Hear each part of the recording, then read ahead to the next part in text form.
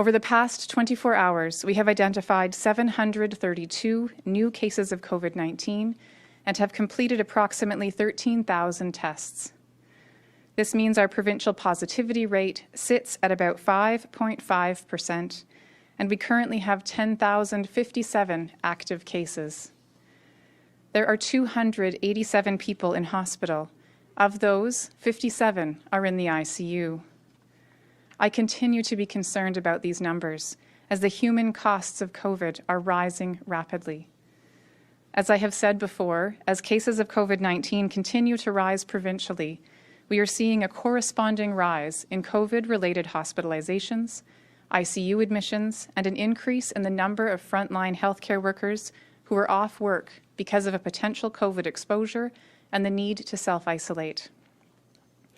AHS initiated surge capacity measures in Edmonton Zone in early November and continues to implement these measures in Edmonton Zone and other zones as needed. AHS is able to increase the amount of hospital spaces available to patients with COVID if they reduce the number of other patients in hospital. This means reducing the amount of scheduled or elective surgeries and other procedures that might require overnight stays in hospital and reducing the number of ambulatory clinic visits. AHS also has contingency plans in place to ensure beds are available if needed to provide care for patients with COVID-19. Hospital sites are increasing spaces that may be required for COVID-19 patients by opening units not currently in operation and equipping and maximizing other spaces in a safe manner. As part of its surge capacity planning, AHS is also increasing ICU capacity across the province. AHS has the ability to create temporary ICU space in spaces that would otherwise be used to care for patients who have other conditions requiring specialized care, such as cardiac units, post-operative recovery areas, and other areas able to support ventilators and cardiac monitoring.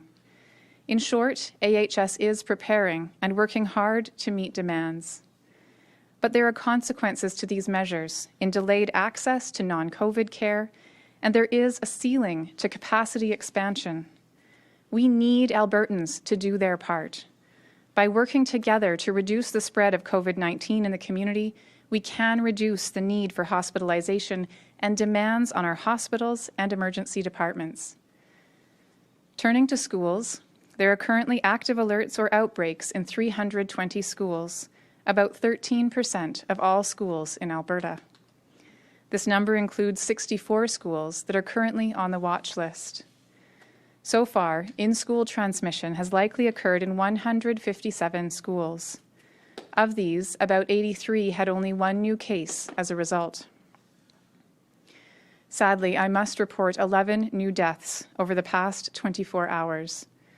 My condolences go out to the loved ones and friends who are mourning every one of these lost lives, not just today, but since the pandemic began. We have lost Albertans to other causes in this time as well, and they are also mourned and missed. But the difference is that we did not have the collective power to prevent all those other deaths. With COVID-19, we do have that power. Almost a quarter of all our COVID-19 deaths have happened since November 1st. If we do not change our trajectory, the implications are grim. The daily COVID-19 death count is a tragic reminder that COVID-19 is not just a flu. It is life and death. And often it is the outcome of choices made by Albertans who may not even know the victims. Almost 1 in 3 cases are getting sick from sources we can't identify. We know that overall, as of November 15th, about 40% of cases are linked to a household or social gathering or private event. 10% are linked to continuing care, 4% to childcare or K-12 schools, and 3% to acute care outbreaks. But for 30%, the source remains unknown. Over the last few weeks, and as we have faced challenges in achieving timely contact tracing, that number is also rising.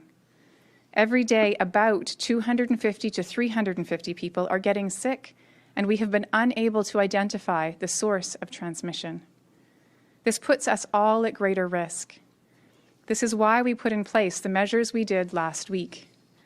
The measures are focused on settings where there is the highest risk of one case spreading to many if there is a slip in public health measures.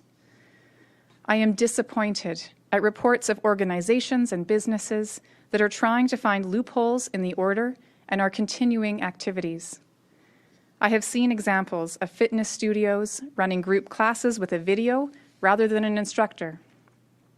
Some team sport practices have continued by moving to a neighboring community's rink, and some teams continue to socialize together simply because they're in a cohort as a team. I recognize that many groups have done incredible work to go above and beyond the measures in place. I want to thank all groups and individuals who have made that effort. Other teams or businesses may feel as if they are doing nothing wrong. Let me be clear. The intent of these measures is to facilitate a 2-week hard stop of all activity that can provide opportunity for large-scale COVID spread. I know that we've heard from many people who want to know not just what those additional restrictions would look like, but what exactly are the metrics that would indicate to us that we need to take that step. And I recognize that increased kind of setting that playing field and having metrics that everyone can see and watch how they're changing, and having that certainty about what that next step measure is going to look like would be helpful for many, not just in general Albertans, but also for those in the business community. One of the challenges that we face is the fact that we have been focused very, very closely on monitoring our own data and putting measures in place that are focused on where we have seen spreading events and the activities that we see as being a risk. And one of the challenges we're facing right now with the case increase in the backlog and contact tracing is we don't have the same kind of robust data that we used to have.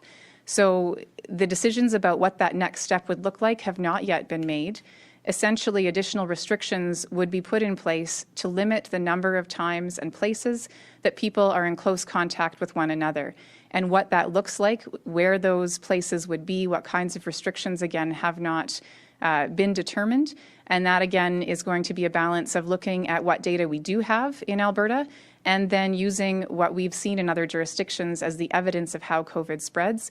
But again, we are in a challenging time because we are moving from having more detailed data to having less, and we do have to strike that balance of still wanting to focus on the areas that we see are a problem, and at the same time knowing that with the increase in unknown transmission, we may need to take broader measures. But again, I'm sorry we don't have a determination on specifically what that would look like.